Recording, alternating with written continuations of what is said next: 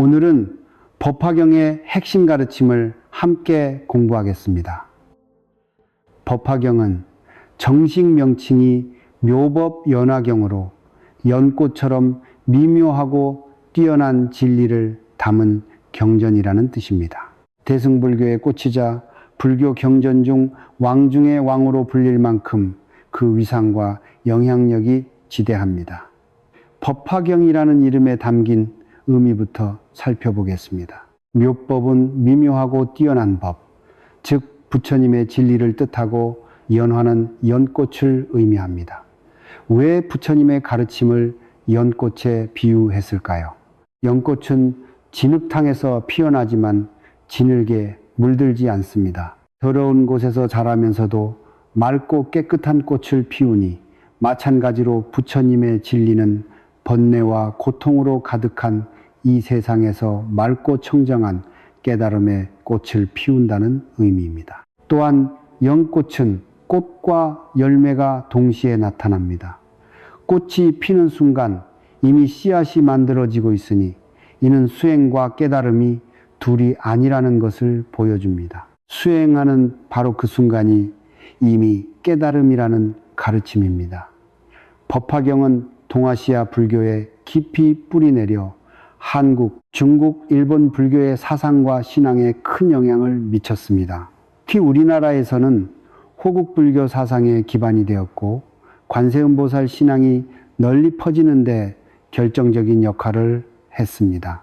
법화경의 가장 큰 특징은 비유와 이야기가 풍부하다는 것입니다. 어려운 진리를 쉽게 이해할 수 있도록 생생한 이야기와 비유로 설명하며 마치 어린아이에게 이야기를 들려주듯 친근하게 다가옵니다. 법화경에는 세 가지 핵심 사상이 있습니다. 첫째는 회삼귀일로 셋을 모아 하나로 돌아간다는 가르침이고, 둘째는 제법실상으로 모든 존재의 진실한 모습을 보는 가르침이며, 셋째는 구원실성으로 부처님의 영원한 생명을 말하는 가르침입니다. 먼저 회삼귀일부터 깊이 살펴보겠습니다. 회삼귀일은 삼승을 거두어 일승으로 돌아간다는 뜻으로 삼승이란 세 가지 수행의 길을 의미하고 일승이란 하나의 진실한 가르침을 의미합니다. 불교에는 중생의 근기에 따라 세 가지 가르침이 있다고 합니다. 근기란 수행 능력이나 이해 수준을 의미하니 어떤 사람은 이해가 빠르고 어떤 사람은 천천히 이해하기에 부처님은 이에 맞춰 다르게 가르치셨습니다. 첫째는 성문승입니다. 성문이란 부처님의 말씀을 듣고 깨닫는 수행자를 뜻하니 부처님의 직접적인 가르침을 듣고 따르며 사성제와 팔정도를 수행하여 아라한의 경지에 이릅니다. 둘째는 영각승입니다. 영각이란 인연을 관찰하여 스스로 깨닫는 수행자를 뜻하니 스승 없이도 자연의 이치를 보며 깨달음을 얻습니다. 낙엽이 떨어지는 것을 보고 무상을 깨닫고 꽃이 피고 지는 것을 보며 인연법을 깨닫습니다. 셋째는 보살승입니다. 보살이란 스스로 깨닫고 남도 깨닫게 하는 수행자를 뜻하니 자신의 깨달음만 추구하는 것이 아니라 중생을 구제하기 위해 헌신합니다. 이것이 대승불교의 핵심 정신입니다. 부처님 당시에는 이 세 가지 길이 각각 다른 것처럼 여겨졌습니다. 성문은 성문의 길을, 연각은 연각의 길을, 보살은 보살의 길을 따로 걷는다고 생각했으니 마치 서로 다른 목적지로 가는 것처럼 보였습니다. 하지만 법화경은 놀라운 진실을 밝힙니다. 이 세 가지 길은 사실 방편일 뿐이라고 말하니 방편이란 진리로 이끌기 위한 임시적인 수단을 의미합니다. 궁극적으로는 하나의 진실한 길만이 존재한다고 가르칩니다.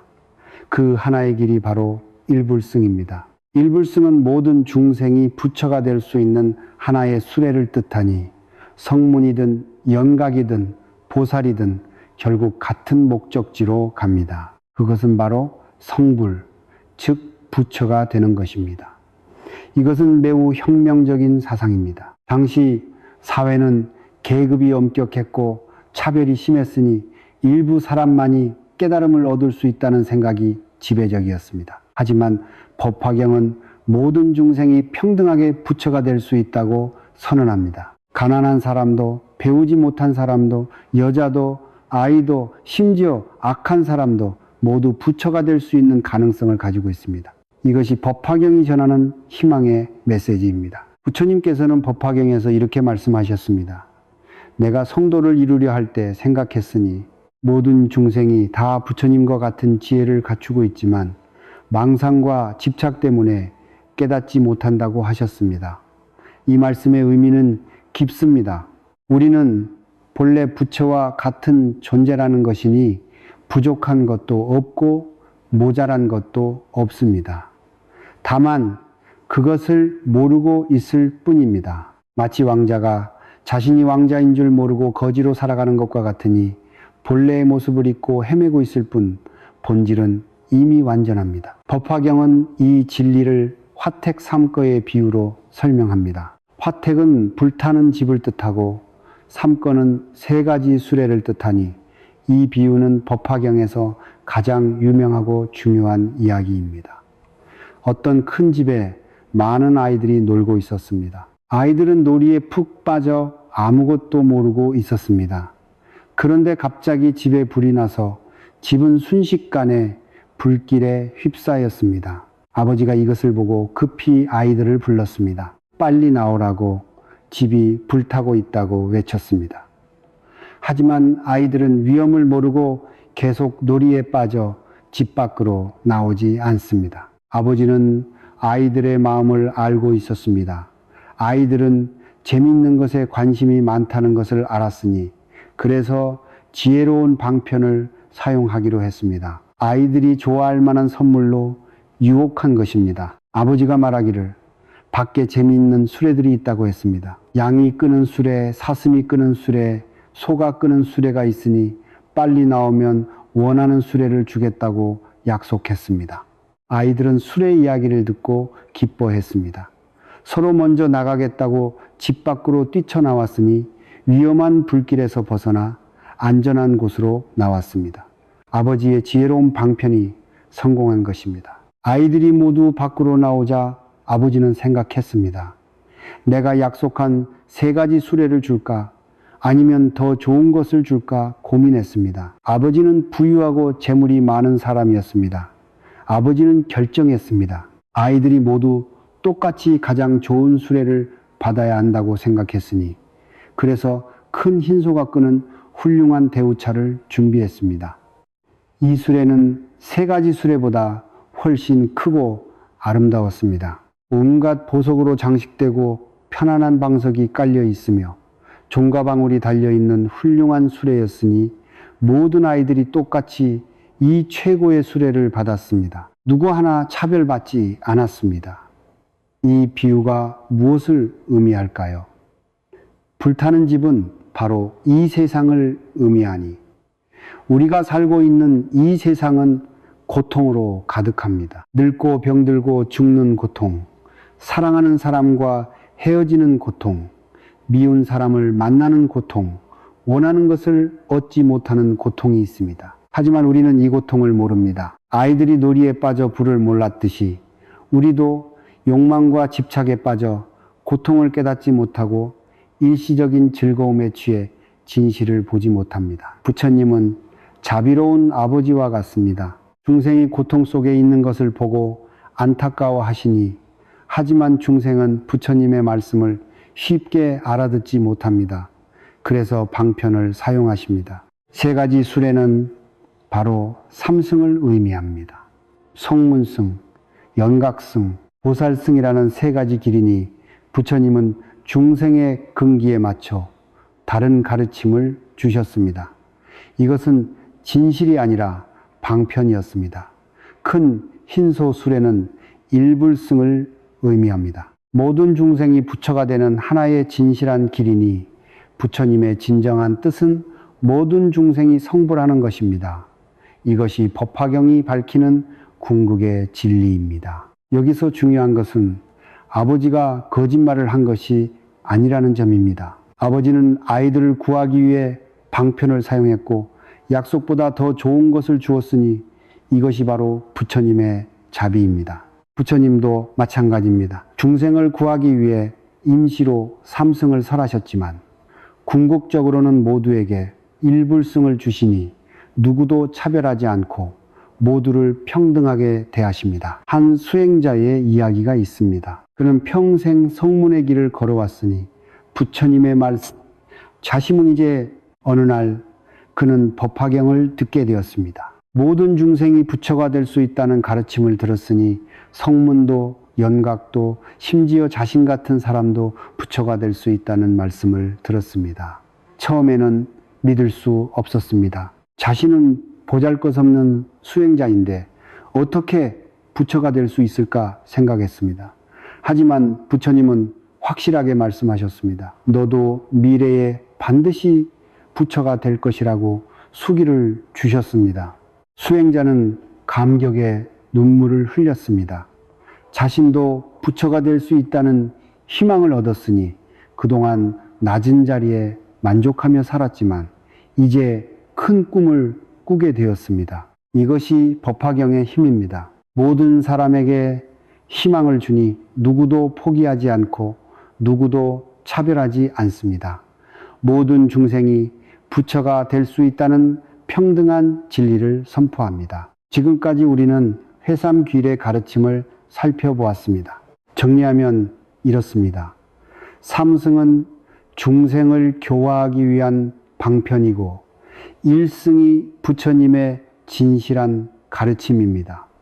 모든 중생은 평등하게 부처가 될 수 있으니 신분이나 성별이나 나이와 관계없이 모든 존재는 부처의 씨앗을 품고 있습니다.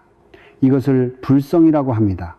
법화경은 이 진리를 또 다른 비유로 설명합니다. 장자궁자의 비유라고 불리는 유명한 이야기이니 이 이야기는 우리가 본래 부유한 존재임을 깨닫게 합니다. 어떤 부유한 장자가 있었습니다. 장자는 재물이 많고 권세가 높은 사람이었으니 그에게는 아들이 하나 있었습니다. 하지만 아들은 어린 시절 집을 떠나 방랑하며 살았습니다. 아들은 50년 동안 여기저기 떠돌며 품팔이를 했습니다. 가난하고 비천한 삶을 살았으니 자신이 부자의 아들이라는 사실을 완전히 잊어버렸습니다. 그저 하루하루 연명하며 살아갔습니다. 세월이 흘러 아버지는 나이가 들었습니다. 아들이 보고 싶었지만 소식을 알 수 없었으니 아버지는 죽기 전에 아들을 찾아 재산을 물려주고 싶었습니다. 하지만 아들이 어디 있는지 알 수 없었습니다. 어느 날 가난한 아들은 우연히 아버지의 마을에 오게 되었습니다. 일자리를 찾아 헤매다가 큰 저택 앞에 이르렀으니 그 저택의 주인이 바로 자신의 아버지였지만 아들은 그것을 알지 못했습니다. 저택문 앞에서 아들은 화려한 모습을 보고 놀랐습니다. 많은 하인들이 주인을 모시고 있었고 온갖 보석과 재물이 가득했습니다. 아들은 두려워서 그 자리를 떠나려 했습니다. 하지만 아버지는 멀리서 아들을 알아보았습니다. 50년 만에 만난 아들이었으니 아버지는 너무나 기뻐서 즉시 하인들에게 명령했습니다. 저 사람을 데려오라고 했습니다. 하인들이 아들을 붙잡으려 하자 아들은 더욱 놀랐습니다. 자신 같은 천한 사람을 왜 붙잡으려 하는지 이해할 수 없었고 혹시 죄를 지은 것은 아닐까 두려워하며 공포에 떨며 도망치려 했습니다. 아버지는 아들의 마음을 이해했습니다. 아들이 자신의 신분을 알 준비가 되어 있지 않다는 것을 알았으니 갑자기 진실을 말하면 믿지 못할 것이라고 생각했습니다. 그래서 지혜로운 방편을 사용하기로 했습니다. 아버지는 하인들에게 아들을 놓아주라고 했습니다. 그리고 별도로 사람을 보내 아들에게 일자리를 제안했으니 더러운 일을 하는 하인이 필요하다고 하며 품삯도 후하게 주겠다고 약속했습니다. 아들은 기뻐하며 그 일을 받아들였습니다. 저택에서 화장실을 청소하고 쓰레기를 치우는 일을 했으니 천한 일이었지만 아들은 만족했습니다. 자신의 신분에 맞는 일이라고 생각했습니다. 세월이 흐르며 아버지는 조금씩 아들에게 다가갔습니다. 더러운 옷을 입고 아들과 함께 일했으니 아들과 친해지고 아들을 격려하고 아들을 신뢰하게 만들었습니다. 조금씩 더 중요한 일을 맡겼습니다. 20년이 지나자 아들은 저택의 모든 일을 관리하게 되었습니다. 재산을 돌보고 하인들을 관리하고 중요한 결정을 내렸으니 하지만 여전히 자신은 고용된 하인일 뿐이라고 생각했습니다. 저택의 주인이 될 수 있다는 생각은 하지 못했습니다. 아버지는 죽음이 가까워지자 친척과 왕과 대신들을 모두 불렀습니다. 많은 사람들 앞에서 아들을 가리키며 말했으니 이 사람이 바로 내 아들이라고 선언했습니다. 오랜 세월 잃어버렸던 내 아들이 돌아왔다고 말했습니다. 모든 재산을 아들에게 물려준다고 공포했습니다. 아들은 깜짝 놀라 믿을 수 없었으니 자신이 그 부자의 아들이었다는 사실을 비로소 알았습니다. 본래 부유한 존재였는데 50년 동안 가난하게 살았던 것입니다. 이 비유가 무엇을 의미할까요? 부유한 장자는 바로 부처님을 의미하니 무한한 지혜와 자비를 가진 분입니다. 모든 공덕과 깨달음을 갖추신 분입니다. 방랑하는 아들은 바로 우리 중생을 의미합니다. 본래 부처의 자식이지만 그것을 잊어버렸으니 불성을 가지고 있지만 깨닫지 못하고 헤맵니다.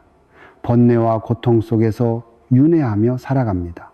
아들이 저택을 두려워한 것은 중생이 부처의 가르침을 어려워하는 것과 같습니다. 갑자기 높은 진리를 말하면 이해하지 못하고 두려워하니 자신은 그런 경지에 이를 수 없다고 생각합니다. 그래서 부처님은 방편을 사용하십니다.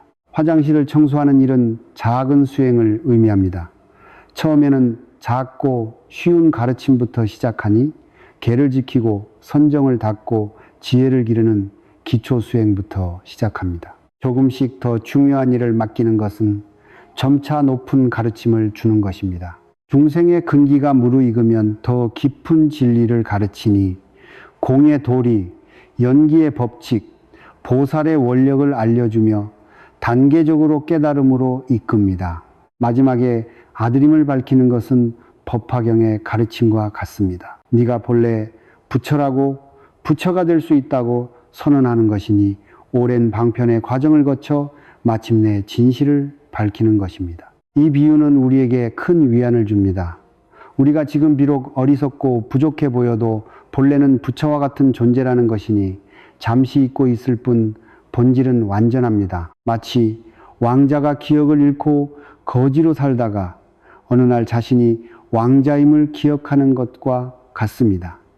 거지에서 왕자가 되는 것이 아니라 본래 왕자였다는 것을 깨닫는 것입니다. 한 여인의 이야기가 있습니다. 그녀는 평생 자신을 무가치한 존재로 여겼으니 배우지 못했고 가난했고 여자라는 이유로 차별받았습니다. 깨달음은 자신과는 먼 이야기라고 생각했습니다. 어느 날 그녀는 절에서 법화경 설법을 듣게 되었습니다. 모든 중생이 부처가 될 수 있다는 가르침을 들었으니 여자도 가난한 사람도 배우지 못한 사람도 모두 불성을 가지고 있다는 말씀을 들었습니다. 여인은 깊은 감동을 받았습니다. 자신도 부처가 될 수 있다는 희망이 생겼으니 그날부터 열심히 수행하기 시작했습니다. 자신을 무가치하다고 여기지 않고 소중히 여기게 되었습니다. 세월이 흘러 그녀는 많은 사람을 도왔습니다. 자신처럼 희망 없이 살아가는 사람들에게 법화경의 가르침을 전했으니 누구나 부처가 될 수 있다는 희망을 나누었습니다. 이것이 법화경의 힘입니다. 절망 속에 있는 사람에게 희망을 주고 차별받는 사람에게 평등을 가르치며 작은 존재로 여겨지는 사람에게 큰 가능성을 보여줍니다. 우리 일상에서도 이 가르침을 적용할 수 있습니다. 먼저 자신을 소중히 여기십시오. 비록 지금 부족해 보여도 본래는 완전한 존재이며 불성을 가진 귀한 존재입니다. 다른 사람도 소중히 여기십시오. 겉으로 보이는 모습에 속지 말고 가난하든 부유하든 배웠든 배우지 못했든 모든 사람은 부처가 될 수 있는 존재입니다. 차별하지 마십시오. 신분이나 성별이나 나이로 사람을 판단하지 말고 모든 존재는 평등하게 불성을 가지고 있으니 이것을 아는 것이 진정한 지혜입니다. 희망을 잃지 마십시오. 지금 힘들고 어려워도 포기하지 말고 방랑하는 아들도 결국 집으로 돌아왔듯이 우리도 언젠가 본래의 모습을 되찾을 것입니다. 작은 수행부터 시작하십시오. 갑자기 큰 깨달음을 얻으려 하지 말고 화장실 청소부터 시작한 아들처럼 작고 쉬운 것부터 꾸준히 실천하십시오. 지금까지 우리는 회삼기 일의 가르침을 깊이 살펴보았습니다. 다시 한번 정리하면 법화경의 첫 번째 핵심은 모든 중생이 부처가 될 수 있다는 것입니다. 삼승은 방편이고 일승이 진실이니 화택상거의 비유처럼 모두에게 최고의 수레가 주어지고 장자궁자의 비유처럼 우리는 본래 부유한 존재입니다. 이것을 믿고 실천하십시오. 자신과 타인을 평등하게 존중하고 작은 수행부터 꾸준히 하면 언젠가 본래의 모습을 깨닫게 될 것입니다. 이제 법화경의 두 번째 핵심 사상인 제법실상을 살펴보겠습니다. 제법실상은 모든 존재의 진실한 모습을 본다는 뜻으로 제법은 모든 현상을 의미하고 실상은 참된 모습을 의미합니다. 우리는 겉으로 드러나는 모습만 봅니다. 좋고 나쁨, 아름답고 추함, 높고 낮음으로 분별하니 이것은 진실한 모습이 아니라 겉모습일 뿐입니다. 제법 실상은 이런 겉모습을 넘어 본질을 보는 것입니다. 부처님께서는 법화경에서 이렇게 말씀하셨습니다. 열애만이 모든 법의 실상을 분명히 알고 계신다고 하셨으니 그 실상이란 모든 존재가 있는 그대로 진리라는 것입니다. 분별하고 차별하는 것이 아니라 평등하게 보는 것입니다. 연꽃을 다시 생각해 봅시다. 연꽃은 진흙탕에서 피어나니 진흙은 더럽고 연꽃은 깨끗하다고 생각할 수 있습니다. 하지만 진흙 없이는 연꽃이 피어날 수 없습니다. 진흙과 연꽃은 둘이 아닙니다. 진흙이 곧 연꽃이고 연꽃이 곧 진흙이니 더러움과 깨끗함이라는 분별을 넘어서면 모든 것이 진리의 표현임을 알게 됩니다. 우리 삶도 마찬가지입니다. 고통과 즐거움, 성공과 실패, 만남과 이별을 좋고 나쁨으로 분별하지만 제법 실상의 관점에서 보면 모든 것이 의미가 있습니다. 고통도 깨달음으로 가는 길이고 실패도 배움의 기회이며 이별도 성장의 계기가 되니 있는 그대로가 진리의 모습입니다. 어떤 수행자가 스승에게 물었습니다. 어떻게 하면 진리를 볼 수 있습니까? 하고 물었으니 스승은 창밖을 가리키며 저 나무를 보라고 했습니다. 수행자가 나무를 보았지만 특별한 것이 없었습니다. 그저 평범한 나무였으니 수행자는 다시 물었습니다. 무엇을 보아야 합니까? 하고 물었습니다. 스승이 말했습니다. 나무를 그대로 보라. 있는 그대로를 보라고 했으니 좋다, 나쁘다, 판단하지 말고 아름답다, 추하다, 분별하지 말고 그저 나무 자체를 온전히 보라고 했습니다.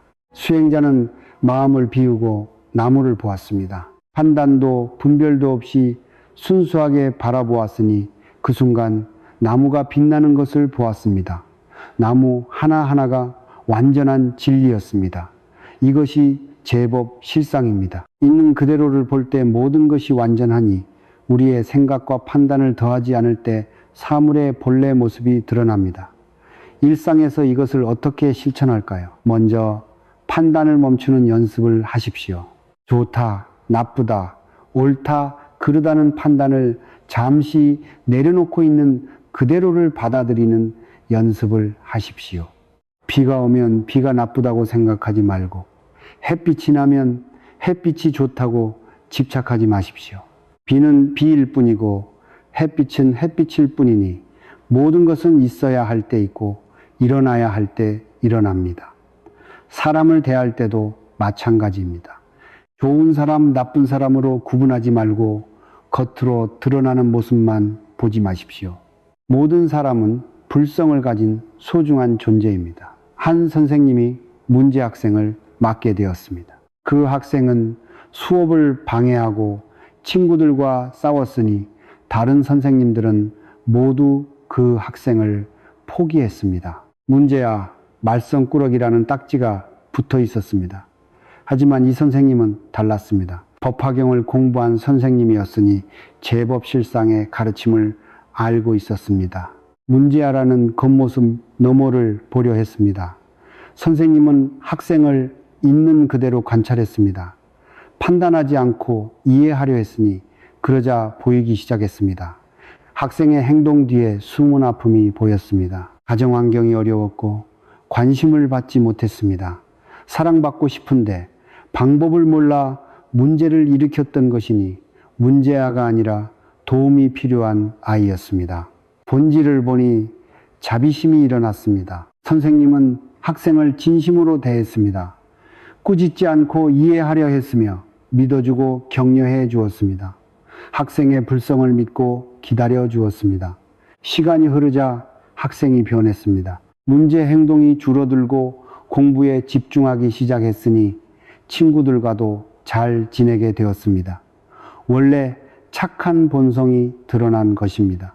이것이 제법 실상의 힘입니다. 겉모습에 속지 않고 본질을 볼 때 진정한 변화가 일어나니 모든 존재를 있는 그대로 존중할 때 그 존재의 가능성이 꼽힙니다. 이제 법화경의 세 번째 핵심 사상인 구원실성을 살펴보겠습니다. 구원실성은 부처님의 영원한 생명을 말하는 가르침으로 구원은 먼 옛날을 뜻하고 실성은 진실한 성취를 뜻합니다. 우리가 아는 석가모니 부처님은 룸비니에서 태어나셨습니다. 29세에 출가하시고 35세에 깨달음을 얻으셨으며 80세에 쿠시나가라에서 열반에 드셨으니 역사적인 한 분의 인물로 알고 있습니다. 하지만 법화경은 놀라운 진실을 밝힙니다. 석가모니 부처님의 탄생과 열반은 방편의 모습이라고 합니다. 실제로는 아득히 먼 과거부터 깨달음을 이루셨다고 하며 영원히 존재하시며 중생을 제도하신다고 가르칩니다. 부처님께서는 법화경에서 이렇게 말씀하셨습니다. 내가 성불한 이래로 이미 무량무변 백천만억 겁이 지났다고 하셨으니 항상 이곳에 머물며 법을 설한다고 하셨습니다. 다만 중생을 교화하기 위해 열반을 보인다고 하셨습니다. 이것은 무슨 뜻일까요? 부처님은 시간과 공간을 초월한 영원한 존재이니 역사적인 석가모니는 그 영원한 부처님의 한 모습입니다. 중생을 구제하기 위해 이 세상에 나타나신 것입니다. 마치 달이 하나인데 여러 곳에 물에 비치는 것과 같습니다. 연못에도 비치고 강물에도 비치고 바다에도 비치니 수많은 달이 보이지만 실제 달은 하나입니다. 부처님도 그와 같습니다. 시대와 장소에 따라 다양한 모습으로 나타나십니다. 석가모니로, 아미타불로, 약사열애로 나타나시니 하지만 본질은 하나의 영원한 부처님입니다. 이것이 구원실성의 가르침입니다. 부처님이 열반에 든 것도 방편입니다. 영원히 함께 계시면 중생이 나태해질 수 있으니 부처님이 항상 계시니 나중에 수행해도 된다고 생각합니다. 그래서 열반을 보이시는 것입니다. 마치 의사가 아들들을 가르치는 것과 같습니다. 의사에게 여러 아들이 있었는데 독약을 마셨으니 미쳐서 제정신이 아니었습니다. 아버지가 약을 주었지만 일부는 먹고 일부는 먹지 않았습니다. 약을 먹지 않는 아들들을 위해 의사는 방편을 썼습니다. 내가 늙고 병들어 곧 죽을 것이라고 말했으니 약을 남겨두니 빨리 먹으라고 했습니다. 그리고 멀리 여행을 떠났습니다. 아들들은 아버지가 죽었다는 소식을 듣고 슬퍼했습니다.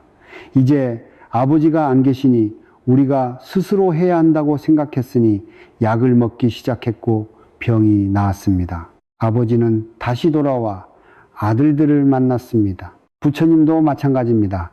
열반을 보이심으로써 중생이 간절히 구하게 만드시니 항상 계신다면 소중함을 모를 수 있습니다. 열반을 보이시니 더욱 간절히 수행하게 됩니다. 하지만 실제로는 영원히 계십니다. 우리가 간절히 부르면 언제나 응답하시니 보이지 않는다고 안 계시는 것이 아닙니다. 항상 우리와 함께 계십니다. 이 가르침이 주는 위안은 큽니다. 부처님이 이 500년 전에 돌아가셨다고 생각하면 지금 우리는 혼자라고 느낄 수 있지만 부처님은 지금도 함께 계십니다. 관세음보살의 이름을 부르면 관세음보살이 응답하시고 아미타불을 염하면 아미타불이 함께 하십니다. 부처님은 시공을 초월하여 항상 중생과 함께 하시니 이것이 구원 실성의 가르침입니다. 한 신도의 이야기가 있습니다. 그는 큰 어려움에 처했으니 사업이 망하고 건강도 나빠지고 가족도 흩어졌습니다.